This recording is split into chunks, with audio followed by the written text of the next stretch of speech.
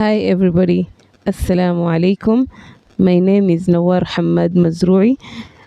I am the Career Officer for Kenya Universities and Colleges Central Placement Service in charge of Coast Region. Kenya Universities and Colleges Central Placement Service, in short form, most call it KUCCPS or KUCCPS in a number of names that are familiar to you. But we are basically KUCCPS or the placement service. So KUCCPS, as I have said it in full, is Kenya Universities and Colleges Central Placement Service. We are the agency that is under the Ministry of Education that is in charge of placing government-sponsored students to universities and colleges across the country. Applying through KUCCPS enables a student who has graduated from high school to access entry into all institutions, that is universities and colleges across the country. So our main mandate, as I have just described, is placement, and we also do career guidance, and we do this career guidance for students who are in Form 4 and Form 3 currently, as well as students who are in grade 10 and also students who are in junior school, that is grade 7, 8 and 9. So our main mandate is placement, career guidance, among other functions that are assigned to us in one way or another. But we don't do career guidance only for students. We also do training for career teachers. We do sensitization for principals of both high schools, now senior school, as well as junior schools. And we also do awareness to parents as well as the public in general, and we work alongside any other stakeholder who is interested in gaining information from us in one way or another. Why we also insist on this career guidance is because a career plan is very, very important for you, because if you come to think of it, the years that you spend in, for example, kindergarten, then you spend them in primary, then you go to junior school as it is right now, then you go to senior school, then maybe go to higher education, whichever level you'll be pursuing, whether it is degree or diploma or, or certificates, are not as many as the years that you will be spending pursuing your career. Imagine if you've been spending 22 years of your life until you graduate from university or from college, then you might be spending 38 years of your life pursuing your career, or even 35, depending on when you'll be employed. You might be spending all those years doing a career that you love and enjoy, or doing a career that you hate and hate yourself for it because of the choices you made while selecting your career. So it is very important to note that it is very, very important to select the right career, because that is what you will be doing for the rest of your life. So as I said, we give you access to all these institutions across the country. So you might be asking yourself, what are these institutions? Because some get confused down the line. Some even think KUCCPS itself is a university or is a college that has courses in it. Not really. But we are the entity, or we are the agency that provides this access to all these institutions. And before I describe what these institutions are, you might be asking yourself, why KUCCPS? Because if I know where the institution is, if I know where the university is, I can just walk into that particular institution and admit myself for the course that I want to do. But the answer is KUCCPS, as I had said earlier, places you as a government-sponsored student. So we have institutions that once you apply through KUCCPS, you are able to be funded through scholarships and loans.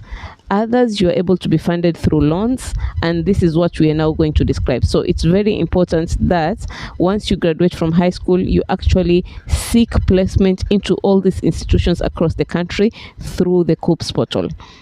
So these institutions come in one way or another, and there are a number of them. There are so many options that are there for you. So first, we have public universities, which are around 43 in number. These public universities, once you apply to get placed in a public university through the KUCCPS portal, you are eligible for government scholarship. That is scholarship, which is a grant for every student, and it comes in different forms. Every student gets a different percentage depending on their financial background. So a student is entitled to get government scholarship in a public university once you apply through the KUCCPS portal, and you have also the option of applying for HELB loan, which is additional to the tuition fee, and also assist the students with upkeep money and something like that. So once you apply to a public university, you are eligible for both scholarship and loan. Okay, then we have around 30 private universities, whereby if you apply to a private university through the KUCCPS portal, you are eligible for only loan from HELB. So you don't access government scholarship in this case, but you are eligible to access loans from HELB. Then we have a special kind of university known as Open University of Kenya, which is, as the name itself sounds, it is an open university whereby it has different modes of learning. It has distance learning, it has part-time learning, it has online learning. So you can also apply to Open University of Kenya through the KUCCPS portal, and you're able to be placed in that university for the courses that they offer. Then we have what we call public TVET institutions that are under the Ministry of Education. There are around 276. If you've heard of polytechnics, technical training institutes, technical and vocational colleges, we have institutes of science and technology. So once a student applies to any of these institutions through the KUCCPS portal, then again, just like the public universities, you're eligible to access both scholarship and loans from the government. And when we talk of TVET institutions, they have a variety of courses.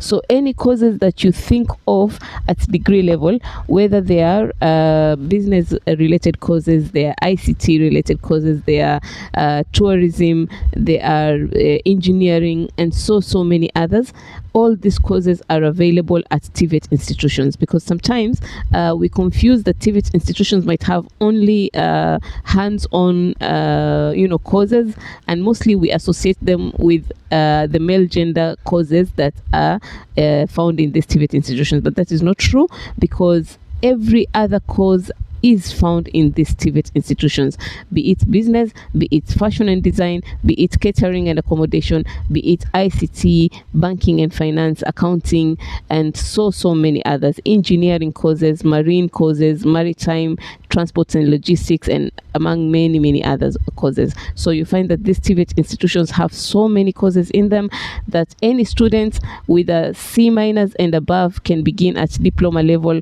Students who have D and above can begin at certificate level, and nowadays the diploma is also called level 6, certificate is also called craft or level 5. Then we have the artisan courses that are also called either trade test or level 4. So whichever courses you find having these names are these courses that are offered in the TVET institutions that students can access, and this means that whatever grade you get, there is a level you can begin at and pursue the course that you're actually interested in. Then we have other TVET institutions that are run by other ministries, meaning that they are not directly under Ministry of Education, but they are offering courses that are actually more related to that ministry that they are in. For example, we have the likes of Bandari Maritime Academy that is offering marine courses, nautical sciences, among many others. This is a college that is under Ministry of Blue Economy. Then we have other ministries that have colleges like Kenya School of Revenue Administration, we have Kenya Water Institute, we have Kenya Institute of Mass Communication, among so many others. There are so many colleges. So once a student applies to these colleges through the KUCCPS portal, they might not have a government scholarship, but some of them have loans that they can access from HELB. Then we have what we call teacher training colleges that are offering diploma in secondary teacher education, and others that are offering diploma in primary teacher education. 3 of them are offering secondary teacher education.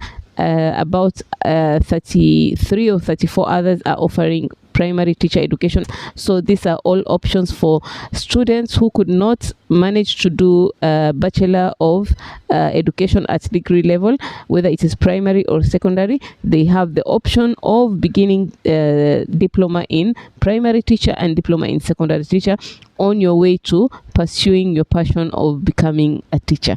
So these are also options that are there for you. Then we have KMTC, Kenya Medical Training Colleges. There are about 98 right now, and you know, they're all over the country, and they're offering diploma and certificate in medical courses, and there are so many. They have over 30 courses, both in diploma and certificate, that enable a student to pursue as many options in the medical field as possible. So any student who is not able to pursue medical courses at degree level, they are able to start at diploma and even others at certificate level. So these are all the options that are there for a student to apply all over the country in various fields, various interests various students can have. So all these are there available for a student once they complete Form 4. So before I also proceed, there are also some universities that are called University TVET, whereby they also offer diploma and certificate courses in their universities. So a student also has an option of applying to diploma or certificates in the universities if they wish to pursue them in the universities, only that they will not be able to access the same kind of funding in form of scholarship or loan as they would have accessed if they would have applied in a TVET institution. Now, as we proceed, you might ask yourself, for me to even be placed by KUCCPS, what do I require? What are the requirements? What is the criteria? For you to be placed by KUCCPS, it's very simple. A student just needs to have finished KCSE, and that is why you hear me saying, as a high school graduate, once you finish Form 4, once you graduate from high school. So you just need to have done your KCSE, you need to be a Kenyan citizen, and you need to be to have attained the minimum entry requirements. So what are these minimum entry requirements? It means that for a C+ and above, a student has an option of going for a degree course. For a student to do a diploma course, you need to have attained a minimum entry requirement of a C- and above. Then if you have a D and above, you can start at certificate level. As we had said, diploma is also called level 6. Certificate is also called level 5. And artisan courses are also called level 4. So for a student who has scored an E and above, they can start at artisan level. And this now, again, ensures every student, whichever grade you have attained, you can start at a certain level and proceed from there. And for the non-Kenyan citizens or students who have not done KCSE, maybe they've done the international curriculum, they also have ways of applying. For example, if it's a student who is a non-citizen and they've done the KCSE, they can apply directly to the institutions they wish to join, and they will apply as self-sponsored students. As well as students who have done the international curriculum, they will have their results converted into the KCSE system and apply directly to those institutions, again as self-sponsored students, so they can still apply to the institutions and programs of their choice. And the other important thing to note is that candidates of this year, meaning that if you're a candidate of 2026, next year, the degree, especially when we're talking about the degree programs are given to you as a priority. So it means that in 2027, you should not leave out on applying for degree programs, whatever the case. Because come 2028, the priority now is given to 2027 candidates. It does not mean that the previous years, maybe 2025 or 2024, who were not able to apply cannot apply. No, there is a process whereby they can request to be placed as late applicants, then apply, but they will now be applying after this year's candidates have finished applying. So it's priority to the 2026 students first, then we now allow the other years students who are not able to be placed for degree programs to also apply. For the other diploma, certificate and artisan courses, consideration is given across the years, but when we are talking about degree is because degree courses are normally very, very competitive, so we have to allow that year's class first to apply, then we extend it now to the other years. So if you're a 2026 KCSE student, make sure 2027 you're not left out. Again, if you're a 2027 student, make sure in the year 2028 you need to apply, especially if you have a C+ and above. Okay, then when we are talking about how we place, we normally place based on merit. Merit means the highest performances gets the chances first, because that is fair enough. If you all apply to a very competitive course, we have to rank you according to the available capacities, and the students with the higher performances will get the capacities first. And then we also place you based on your choices. We start with your first choice. Now, depending on the competition and the number of capacities and your performance, we now go to choice number 2. We also have up to choice number 3 and 4 for degree programs. For the TVET, for the KMTC, or the other options, we give you 2 choices, because they are not as competitive as the degree programs. So we only ask you to apply to 2 choices. And before I even proceed, as I was talking about the other options that we have, it's worth mentioning also that we have new additions, which are Kenya School of Law and Utalii College. These are the latest additions of placements that we have. So as you're also looking forward to apply to your higher education, just know that we have diploma in law that is offered at Kenya School of Law, and we also have a number of hospitality and tourism courses that are offered at Utalii College, Kenya Utalii College. That will be there for you. So this is also worth putting in mind, so that you know that these are some of the options that you also have available for you. Now, let me take you to the application process, because there are a number of things that are worth noting as you will be applying to your higher education. So the first thing that is looked at when you are applying is the minimum entry requirement, which I had mentioned earlier. So normally we start applications after your KCSE results, and we open in phases. So first, maybe we open the KMTC application for March intake, because that is the earliest. Then we open Kenya School of Law. Then we open TVET for May intake. Then we have now sometimes we open also for like right now we have the Kenya Utalii College has been opened. So we normally open in a number of phases. Sometimes we open the teacher training colleges alone.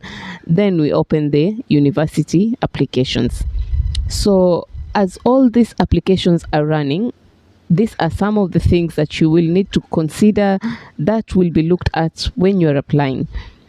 One is the minimum entry requirement. So definitely you know that if you've scored a C+ and above, you have the option of applying for a degree program, but you also have the option of, if you want to apply for a TVET program that is maybe engineering, if you want to apply for a KMTC program, considering that maybe because of one subject or another, you are not able to pursue this particular course at a degree level. So you have the option of beginning at any level that you wish to begin at, but you know that C+ and above can comfortably apply for a degree program.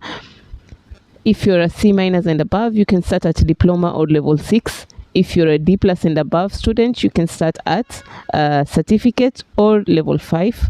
And if you're an E student and above, you can begin at artisan or a level 4 program. So that is the minimum entry requirements. Then we have what we call minimum subject requirements. Now this is very, very important to note, because even if you've scored a C+ and above, it does not guarantee that you can do any degree program. There are some subjects that are looked at. Similarly, if you're applying to a KMTC, even if you've scored a C, it does not mean that you can do any diploma program in a KMTC. There are some subjects that are looked at again, as well as at certificate level. So there are some subjects to consider, and these are what we call the minimum subject requirements.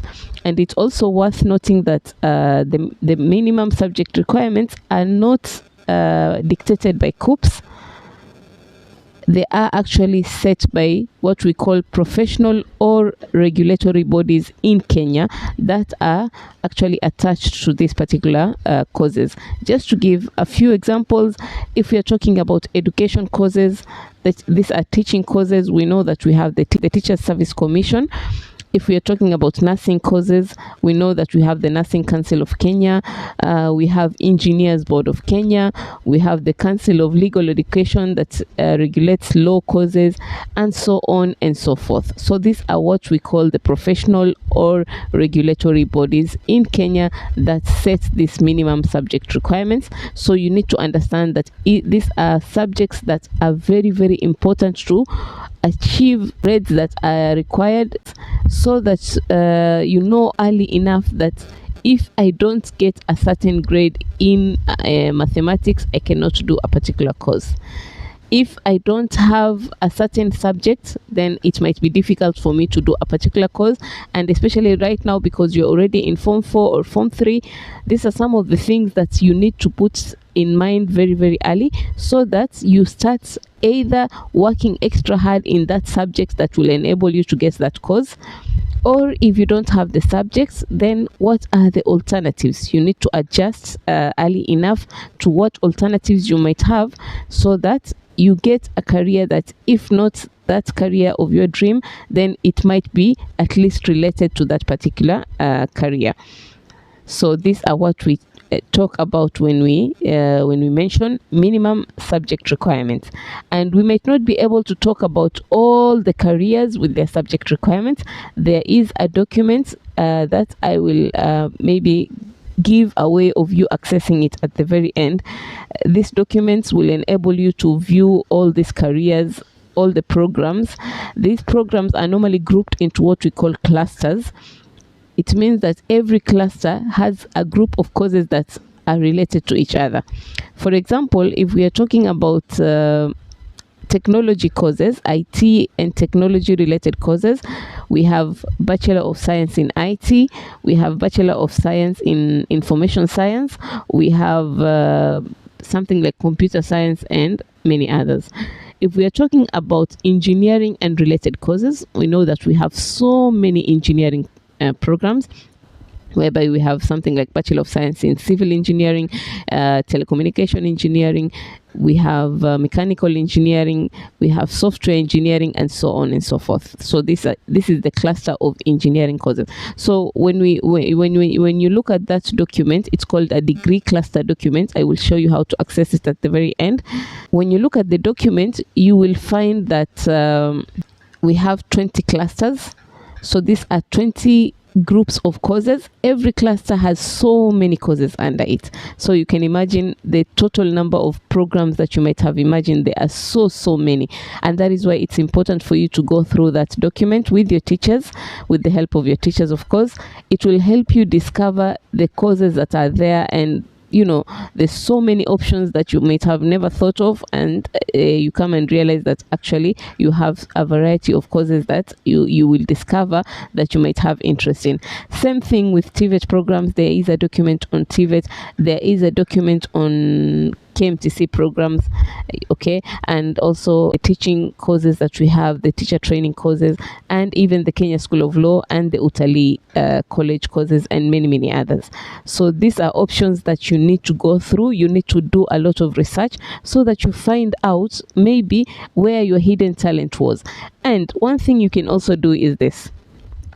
Apart from the old traditional courses that we know of, because we know of these common courses, there are so many emerging advanced careers that could be exciting for you, and you might not have thought of them.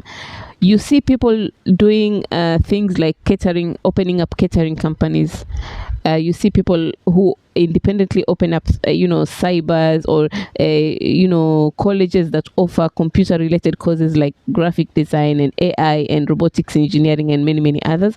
These are some of creative ways of thinking of what could I do with that career that I will pursue. So This is just to show you something like this, okay? You might be thinking you want to do something like Bachelor of Science in Tourism or Bachelor of Science in Hospitality and Hotel Management. Then you ask yourself, where will I be employed? Instead of thinking, where will I be employed? Think of, what can I do with this particular career? Instead of thinking, for example, if I do IT, where will I be employed? Think of, what can I do with this particular career? So that is what you will discover when you go through those documents. You will not only see the minimum subject requirements, but you will also come across so many ideas that might have been sleeping somewhere, and you awaken them just by discovering the options that you have available for you. Now, apart from subject requirements, what else do we look at? We have something called cluster weight. And cluster weight is something that, if we are to go deeper into it, it's something that you might find complicated in one way or another, because there's a whole formula that is there that can help you find out, not calculate, please get me right on this. It will not enable you to calculate on your own, but it will just give you a picture of what is done to calculate or to generate the cluster weights. And why am I saying not you to calculate? You cannot be able to calculate, not you, not your teacher, not even I can calculate the cluster weight. It is the system that generates, because it has all the details that are required. And when I talk about the details, what am I talking about? The formula uses a way of generating the cluster weight by using the ratio of your performance in the 4 subjects that are required for a particular course, okay, against the ratio of the best performances in the country, okay, and it also uses the ratio of your mean grade against the ratio of the performance in the country. So one, here there are some things that you don't have. You don't have the best performances in the country. Those are fed into the system, that is the KUCCPS portal, by NEC. And you don't have the minimum mean grade of the country, the average mean grade of the country, okay. Then we also, when we are calculating the cluster weight, we use the exact marks. They are called performance indices. And what are the performance indices? These are the exact marks that you might have scored in every particular subject. Let me give an example. If you have a B+ in maths, you might be assuming this is a B+ of 10. 10 exactly. Those are raw marks. 10 is the raw mark.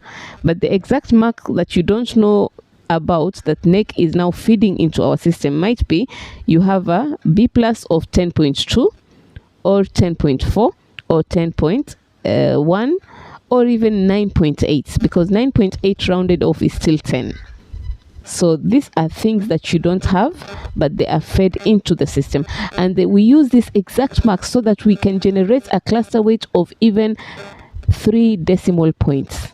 Why we are doing this is, as I had said earlier, we place you based on merits, meaning the higher performances.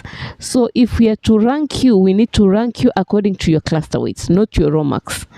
Because your raw marks will make us have so many ties, whereby we can't have ties when you are ranking you. If we are to take 50 students for medicine at Technical University of Mombasa, we cannot take 51, because these are students that are funded by the government. Okay, so it's important that we get decimal points of 3 decimal points, so that we ensure that there are no ties and the students are placed exactly according to their cluster weights. Okay, so let me just explain the cluster weight now in a very simple language. It basically means how weighty are your subjects that are required in that particular cluster. How heavy are they? So for example, if we are talking about business courses, okay, business courses require you to have one language, mathematics, maybe one science, and maybe one of the other subjects, which is the humanities. Okay, but the subject that is looked at business courses, and I know this will surprise you, we actually look at mathematics, and we don't look at something like business studies. because that is the assumption. We have assumptions versus reality, and there are in a few areas where I might mention right now that might surprise you. If we look at business courses or accounting courses, business courses are like Bachelor of Commerce, Business Management, Human Resource, Supply Chain Management, Business Administration, and many others. Then we have accounting courses like Accounting and Finance, Economics and Statistics, Finance itself, Bachelor of Science in Finance, and many others. Here, the only subjects that is assigned a grade to it is mathematics. So you need to have a C in mathematics if you want to do a business course. You need to have a C+ in mathematics if you want to do a finance course.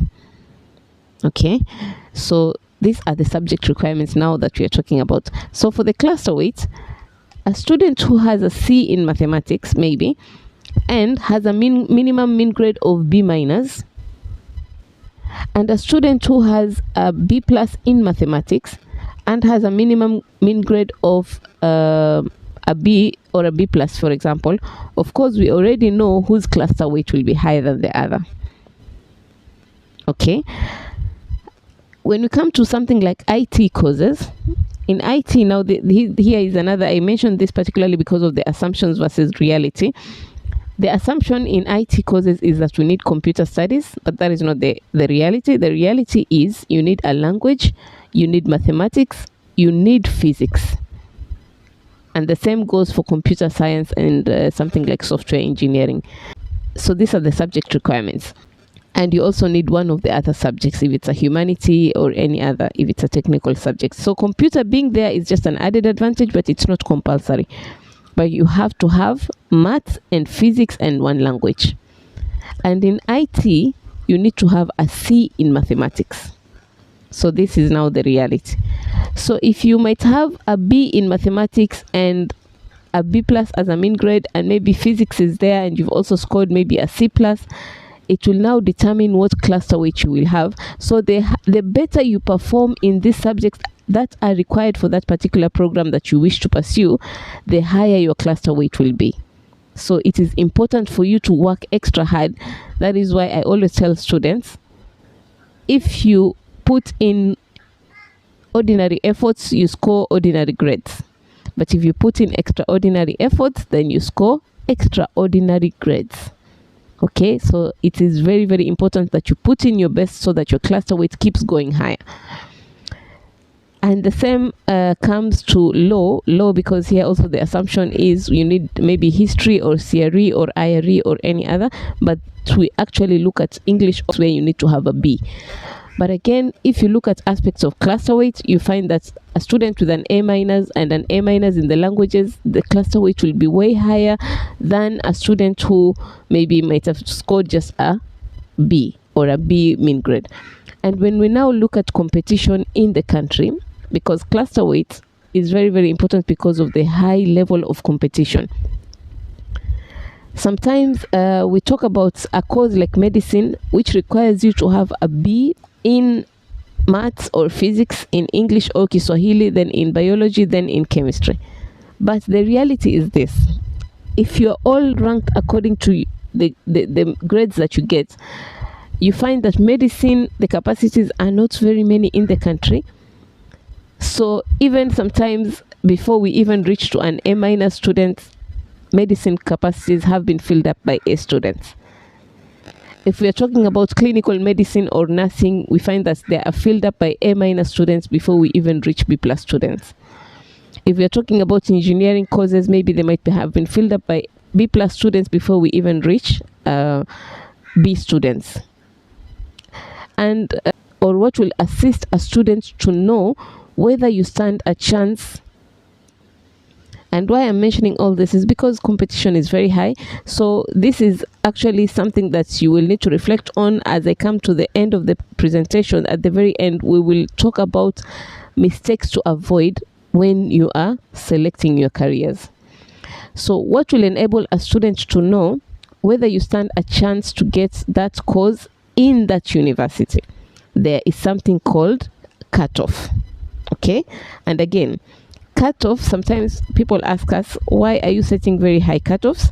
Cutoffs are not set by KUCCPS, they are set by you as the student. So what is a cutoff? A cutoff is the cluster weight of the last student who was placed in that course or in that program last year in that university. So when I was talking about, for example, medicine, and I was talking about Technical University of Mombasa, and we are, for example, taking in 50 students, it means the 50th student will set the cutoff for medicine that year in Technical University of Mombasa.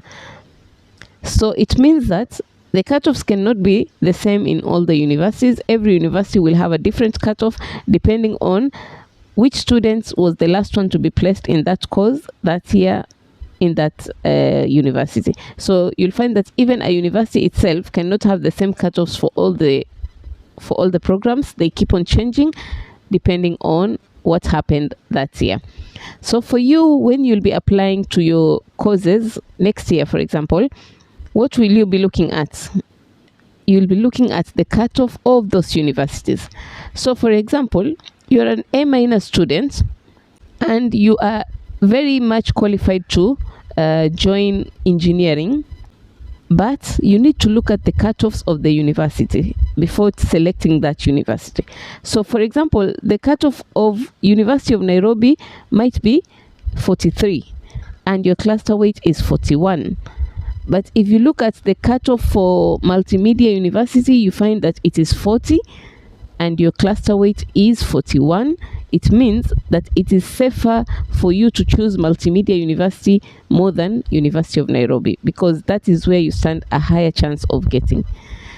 Similarly, if you're applying to a course like Bachelor of Education Arts and you scored a B-, if you go for a university like Kenyatta University, maybe your cluster weight is 36 or 35. Kenyatta University's cutoff in education might be 37. So you'll find that that option might be risky for you to choose because you stand a very low chance of getting it. So go for something that is below your cluster weight. And if you look at a university whereby the cutoff is 34, it means you stand a better chance of getting that university than the one that was higher, because it's already showing you that last year this is how the competition was. So it means that come next year things might be tougher. So it means that you need to go for something that is safer. And this is also to make you to be open-minded even as you're selecting the universities. Avoid thinking of which universities you want to go, because every university has what it takes. So avoid selecting the universities or being very rigid that I have to go to this particular university. No, you need to look at the cutoff so that it gives you a clearer picture of where you stand, a better chance of you getting that particular program of your interest. Now this now takes me to the mistakes we need to avoid. And before I mention mistakes, let me mention one thing that is worth mentioning also for students who have different abilities, students with disabilities. For a student with a disability, and these are now the major disabilities we're talking about, for example, deaf or blind. And if maybe it was a physical disability that was there for that student's life way long before that student even joined high school or something like that, these are major disabilities. So for this kind of disabilities, if a student was able to get the subject requirements, for example, if the subject requirements say that a student has to get a C+ in those 4 subjects, and the student got it, then these students are not being put into any competition. They will be given the program of their choice as their first choice. So they will apply through the portal. Then there are some forms that they fill and submit them to our officers, and they are able to be placed to the programs of their choice. Then we also have what we normally call an enhanced affirmative action for the top students of every county. That is the top girl and the top boy.